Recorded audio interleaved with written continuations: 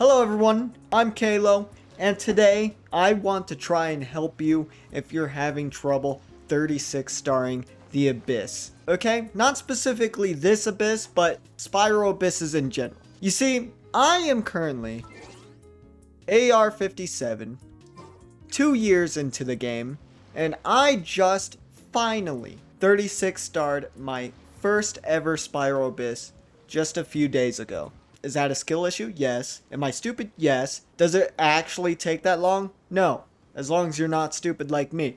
As you can see here, I have 36 starred the Abyss, and if we look in the challenge summary, not once through any of these have I 36 starred the Abyss at all. So, I would like to compile up some tips that have helped me to finally do it.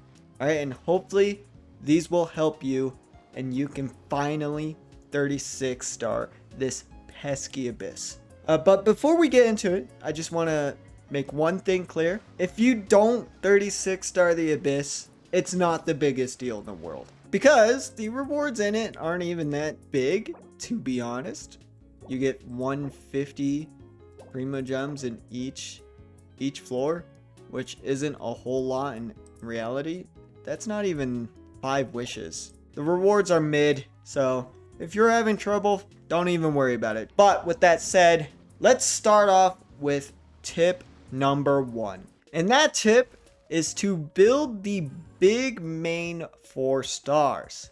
Bennett, Xiangling, Xinqiu, Sucrose, and Cookie Shinobu if you have her. Now the reason is, Bennett, everyone uses Bennett. There's like not a situation where you're not using Bennett. He heals you, and most importantly, he can boost up your damage like pretty damn crazy. For Xiangling, she is like the best sub DPS you can have. She can do a lot of damage without her even being on the field. So her being able to add that extra damage can help you a lot. Xinqiu, kind of the same situation as Xiangling. He can do really good sub damage. Now Sucrose, you really only have to build her if you don't have Kazuha like myself. Really good for grouping, really good at increasing your elemental mastery for the team, which boosts a bunch of the reactions in general. Plus, she's Anemo, which can help swirl all those elements and do extra damage just as a whole. Anemo characters are really good. And for Cookie Shinobu, this is only if you have her. I highly suggest building her if you have her. I don't, which really sucks. I'm very sad and mad. But Cookie Shinobu is one of the best off-field electro applicators and healer. Since we're talking about these characters, you need to know how to build them the right way. For example, Bennett, his damage boost is based on his base attack. Now this isn't the attack you currently see here. This is the attack you see here when we click on details. This 646, that is his base attack. Swords can definitely help with this. Now I am currently using Favonius Sword on Bennett for energy recharge. It doesn't have the highest base attack in the world, and I should probably honestly consider doing something else. The other best option would be Prototype Rancor. It has some pretty high base attack once you get it maxed out. Another good sword is Sapwood Blade, really good as well. And Alley Flash if you have it, because it also has a high base attack. Let me use another example. Xiangling, the catch is definitely one of the best weapons to use on her. So if you have that, do it. And of course, Emblem is a good artifact set to put on her as well. To be more specific, the best way to build characters, honestly, is to level up their talents. This is where you can get guaranteed damage. If the important talents aren't leveled up, you're gonna have problems. And of course, another thing you should do, level said characters up to 90, or at least ascend them past 80. Because some characters can get really good bonuses from ascending them. I can't really show you here, but Ayato gets crit damage for ascending him. Bennett, of course, you want to ascend past 80, so honestly just level him up to 90 is the best way to do it. so he could get the highest base attack possible. Scaracucci here, he'll get crit rate, which is very useful. Shenhe, who buffs based on her attack in general, she gets attack ascending, so you really want to do it the right way. Now don't ask why my characters are still level 80. I'm working on it, okay? I'm working on it, which is exactly what you guys should be doing as well. Now for my third tip is to build the right teams for your main DPS. Ayato, for example, this is basically, I guess you could say, a vape focused build. Bennett and Xiangling will be the main pyro applicators. Yunjin will boost up Ayato's normal attacks, making him do more damage, and he'll do vapes like nobody's business. Another team, for example, would be Ayato Freeze.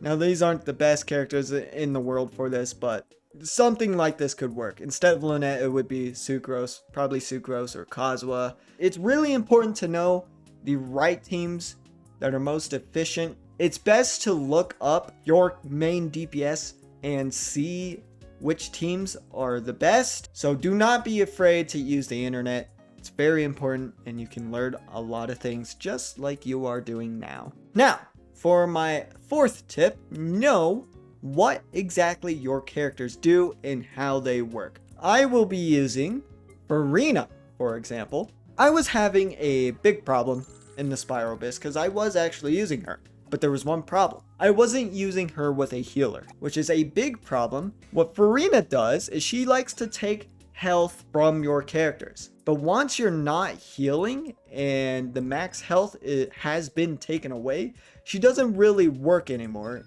and doesn't really buff your members. If you look here at her skill, she has like these 3 water dudes that constantly do damage.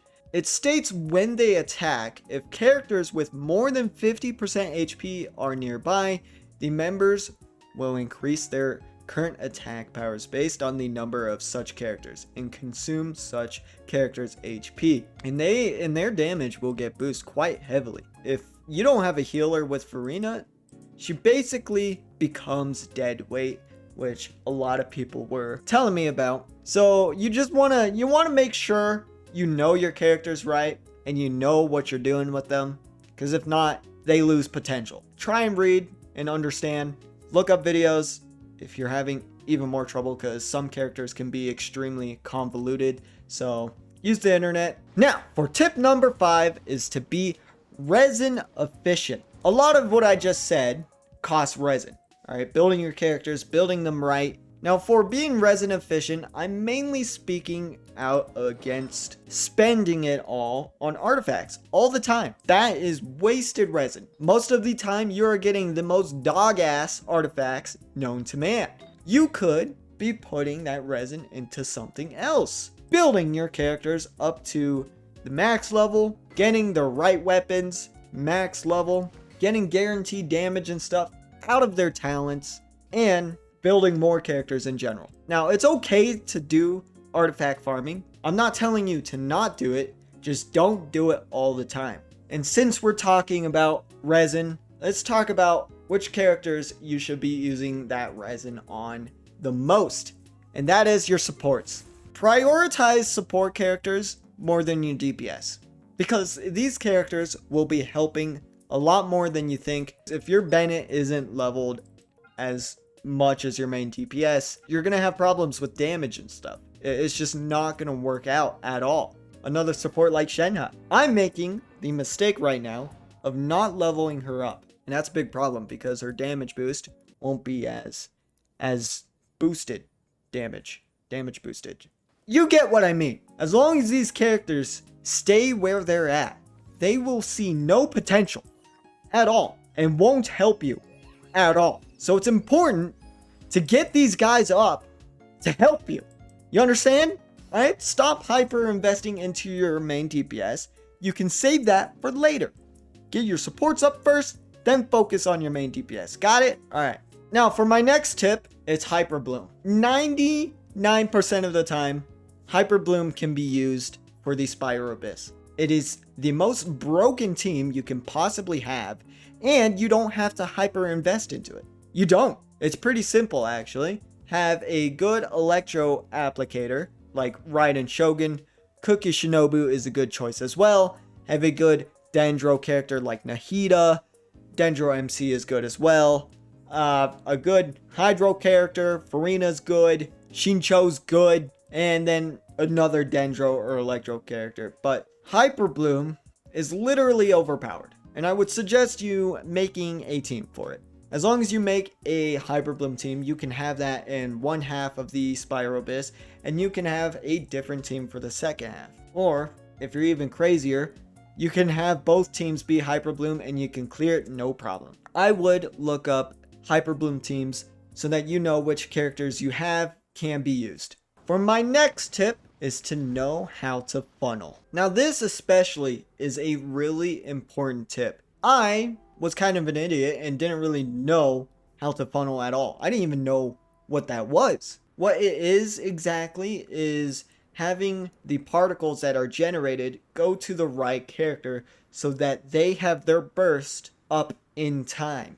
I'll show you. If we use Bennett's skill and switch to Ayato, the particles will go to him, which are pyro particles, and they won't be very useful to Ayato here. As you saw there, his burst barely went up. And since those particles went to him, characters like Xiangling, who are kind of more important, won't get their burst in time. So, it's important to switch to the right character in time and get the particles. See, like that? Xiangling almost has her burst. Let's do it again. Switch to Xiangling. Particles went exactly to her. You want to know how to do that so that you can have the right characters have their burst in time for your rotations. Now this actually moves me to rotations because it's important to use rotations. Now let me just go ahead and get my burst ready so I can show you. I got my burst ready, but before I show you exactly, I need to state rotations can be different for what characters you're using. Make sure you look online or something, find out what the best rotations are most efficient. I will be using this Ayato vape team for an example. Now, rotations are very useful because they can make it smoother for how your team works, and this helps you clear the abyss way faster. It really does. If you're throwing random shit out all the time like I used to do, nothing's gonna be happening. So let's put this all into practice. So on this team, I like to start with Ayato's burst first because it takes the longest and it stays up the longest. So we'll go ahead and use that. Then I will swap to Bennett, use his ult, use his skill to generate particles, switch to Xiangling, use her burst, throw out her skill, use Shincho, use his burst, use his skill, and then switch to Ayato and start doing damage. Just like that. And now what happens? I switch back to Bennett and start generating particles. And I use him again, switch to Xiangling, and she doesn't have her burst, which is a big problem. But now she does. But there's a problem. Everybody's burst is up, but Bennett's is not. And that's a problem. That's a big issue. Because now I have to waste more time trying to get his burst up. Which takes more time. Okay? Now let's try this rotation again. Ayato. Bennett. Xiangling. Shincho.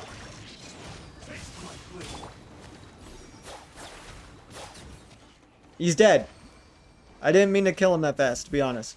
But you get the idea. As long as you got your rotations right, as long as you're funneling your particles right, your team can be smooth and efficient, and you will destroy the abyss like no problem. For my last tip, it's to learn and adapt against annoying enemies in the abyss, because you will see those. You will see a bunch of annoying enemies. Using the current abyss as an example, in floor 12, chamber 1, second half, you have an enemy called the Thunder Manifestation. Yeah, you get what I mean. This is probably one of the most annoying bosses because he likes to go all over the place and not sit still. Now, you gotta learn against him so that he moves into the right ways at your own will. When he does that spinning attack, just like that, it's important to run into him or like on the other side of him, and he won't go as far as he would normally go doing that attack. And see, as long as you're sticking on his ass, he won't move. Hardly ever. See? I'm just gonna keep smelling him, just like I am right now. Move to him every time he moves. Do that, he barely moves. And you can literally control this guy like he's your underling. He won't be able to do anything because you are the boss of this domain. Okay? Now, another attack that he likes to do is this annoying attack. I honestly kind of just like to brute force it and use bursts while in it and not take damage. Right? I say no to that goddamn thing. Alright, he moves over here, so I go over here. And now I'm smelling it. Right? And I'm just doing damage, doing my thing. Alright? Move into him, he barely moves. Because he's a dummy. Alright? Just keep damaging him, move to him. You are in control. Okay? Other guys like these, you want to kind of stick between them so they don't spread out. So as long as you keep them together, they will not move. Which is very, very nice and important. Because a lot of times I had where the other one will decide to literally just go on the other side of the arena. Which is very annoying. Other enemies that can be annoying. In the second half, you'll find these slimes. Now, as you can see, these guys have a Geo Shield, which cannot be broken so easily. If we use that Ayato, these shields are barely breaking. So, you kind of have to adapt. And by that, you can do a good few things. One of the options is to have a Geo character, for example, like Zhongli, and just go ahead and do a lot of damage to their shields. Another option is elemental reactions. That's a way to kind of brute force their shields, and they will eventually break. I only suggest that option though if your DPS is strong enough to take care of them. If not, that way to deal with these isn't most ideal. Now, another problem you'll start to see though is they'll spread out a good bit, and it's very, very annoying. You need to learn to use the arena. So if we do this, go to the edge is basically the best way to do it. And as you can see, they're coming right towards us. You can do all your stuff and they will stay. And you got them grouped up basically without having to use a grouping character. And it's very, very nice. And sometimes it doesn't really go your way. For example, that slime all the way in the back has moved very, very far away. And it is quite annoying, I will have to say.